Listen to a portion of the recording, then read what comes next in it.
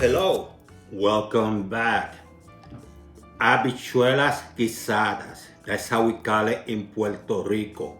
In essence, is red beans stew. These ones are red. In other countries, they call it frijoles guisado. And it's a lot of ways of how to prepare this Puerto Rican dish. But I'm going to show you one of the most natural, old school, tasty way of preparing this. In fact, I'm going to show you how to do it with the frozen sofrito as well as just on time sofrito, real time. You're making your sofrito there without using no blender, you just put it in the pot and making it there. But I'm gonna go with the actual sofrito. So go nowhere, I'm going to explain both. Let's create. So here we have some of the ingredients. Let's start talking about the sofrito first. I want to make a clear distinction. So I have this sofrito prepared about 12 months ago. Look how beautiful it is. And it turned out, it lasted that long because of the method I use, which I have a link in my description. Your sofrito will look this beautiful and tasty over a year after you prepare because of the way I prepare this one. Now, if you don't have sofrito, you can make you real-time sofrito. In essence, you're using pretty much the same ingredients. So if you choose to use this real-time, fresher version to prepare your sofrito as you cook, what you're going to need is like, I would say 2 tablespoons or tablespoon and a half of onion chopped, about 2 tablespoons of sweet peppers. I have a different variety. A little bit of oregano. I have the fresh version. Chop it. About 3 to maybe 4 garlic teeth. You have to chop it very thin. In fact, I'm going to grind it if I was to use this. And use cilantro. Now, if you happen to have culantro, get about the same amount. This is like a teaspoon. Get also that for the culantro if you happen to have it. If not, that's fine too. And if you, this is optional, if you want to put a little bit of cumin or whatever you want to call it, comino, you can do that too. That is for the sofrito part. I'm going to choose for today this one, but you can prepare this one. I have a video that explains how to do this version if you don't have this ready. You can do that real time if you have the time and if you're cooking, a meal for your family and something small. So here's the remaining of the ingredients.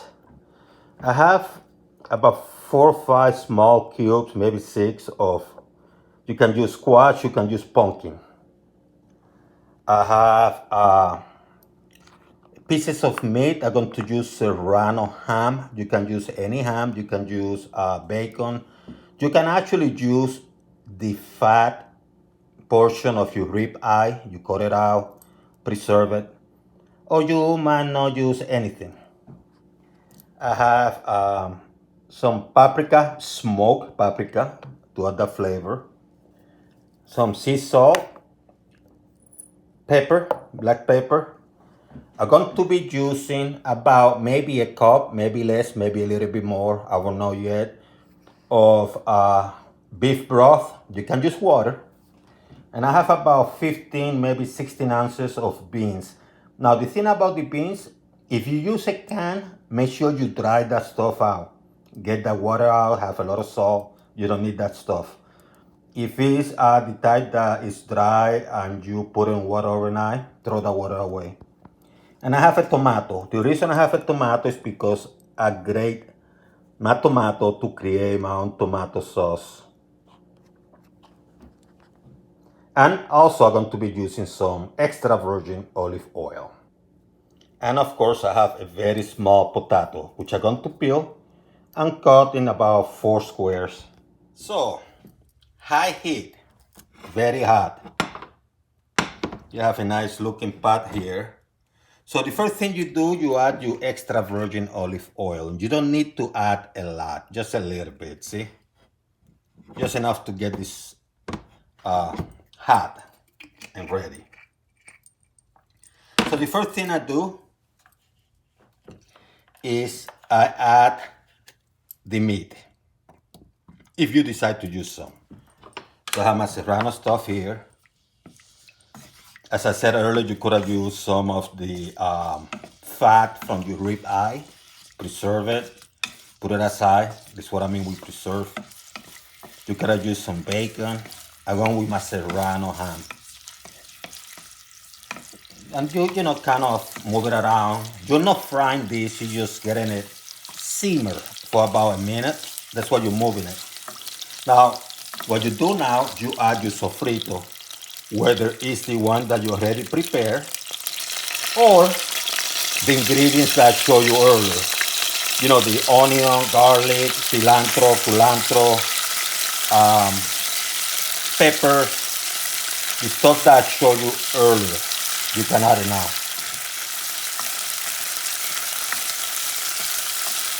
And just simmer it for about maybe 30 to 60 seconds. Oh my goodness, it smells. You start moving things around. Now, here the order doesn't matter. I decided to put the potatoes and whatever you have, pumpkin or squash now, but you could have done it after the tomato sauce too. But I decided to do it now to get the flavor mixed. And this is going to take a few seconds. Then you add your tomato. See how beautiful it looks, how thick. No salt, and controlling the salt content. No preservative. Flavor aromatically improved. And that is what is called the base. The base consists of whatever the sofrito you're using, whether it's this or creating the natural one, and the tomato and the other ingredients before you add any liquid. I'm talking about that. It's time to add some paprika. I use the smoked one. And this is about a teaspoon. It looks like not in a lot, but this thing has a little hole, just making it work. In addition to keeping a nice color, it adds also that smoked flavor from the paprika, which in essence is like a pepper, kind of sweet in a way. It's not spicy or anything. Let me turn the heat to medium, down to medium. Check things a little bit. Now, a lot of people don't like to eat olives. That's what I didn't mention in the ingredients. Now is a good time to add them. I have a little bit of them. See how they look? They're cut. They don't have seeds. And it's about maybe a teaspoon. So I'm going to add some in mine. You don't have to. The extra virgin olive oil gives the flavor already.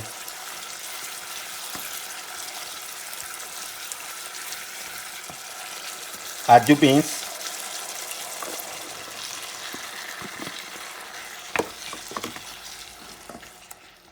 And you mix everything up well together. This is a medium heat now. I'm going to increase it to kind of a couple notch above medium. Just a couple notch. Now comes the tricky part. The liquids. This is going to depend on how stewy, how soupy you want your beans. Once again, you can use water. I'm going to use beef broth.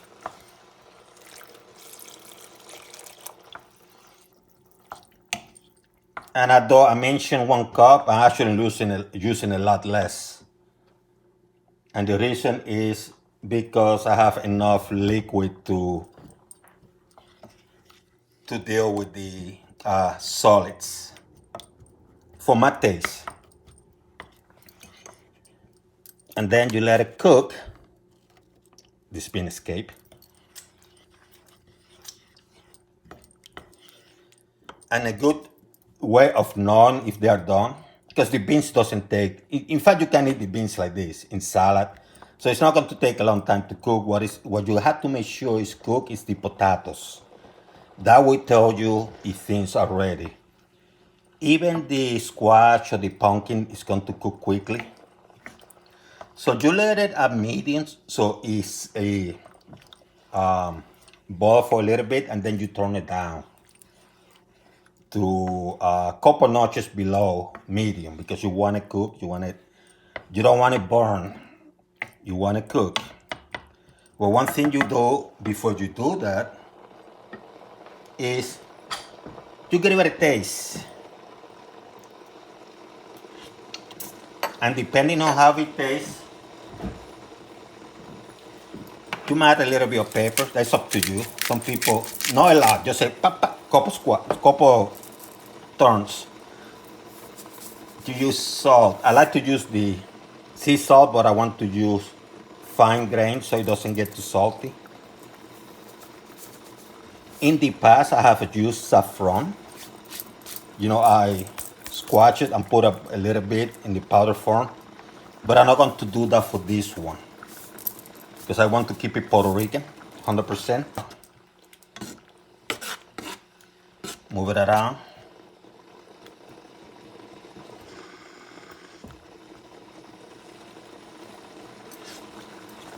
So what I'm going to do, I'm going to turn the heat to 2 notches below medium, and I'm going to let it cook. You can cover if you want to. In fact, I'm going to do that so the steam help me with the cooking time of the potatoes. And then let it cook for a few minutes. You come and watch, take a look at the potatoes and stuff. So I'll be back. So it's been about 6, maybe 7 minutes. Yeah, potatoes are ready. And this is pretty much ready. Now what I'm going to do, I'm going to add some earth flavor. Sabor de tierra. And this is cilantro. I just put in a couple of leaf. And what I do with that is add that aromatic at the end. And I let it cook at low for 1 more minute, and then I turn it off and get it out. But I like this, my personal touch, which is adding this earth flavor. 1 more minute, low.